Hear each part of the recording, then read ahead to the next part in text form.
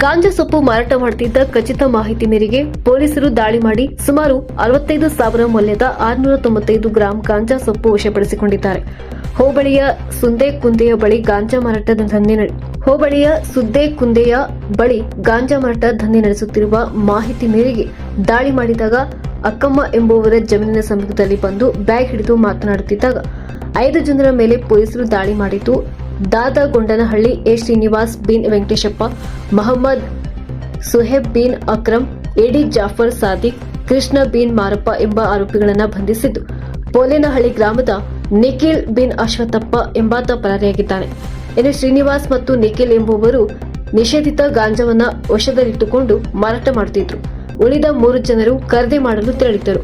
ಕೃತ್ಯಕ್ಕೆ ಬಳಸಿದ ವಾಹನ ಕಾರು K25Z1881 ಹಾಗೂ ತೂಕ ಮಾಡುವ ತಕ್ಕಡಿ ಹಾಗೂ 65,000 ಮೌಲ್ಯದ 695 ಗ್ರಾಂ ಗಾಂಜಾ ಸೊಪ್ಪು ವಶಪಡಿಸಿಕೊಂಡಿದ್ದಾರೆ.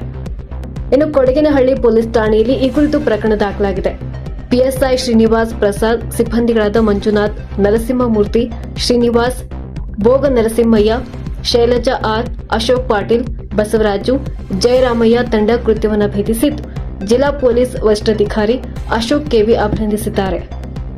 ನ್ಯೂಸ್ ಬ್ಯೂರೋ, ರಾಜಮುಂದ್ರಿ ನ್ಯೂಸ್, ಧ್ವನಿ ನಿಮ್ಮದು, ಜಾಲ ನಮ್ಮದು.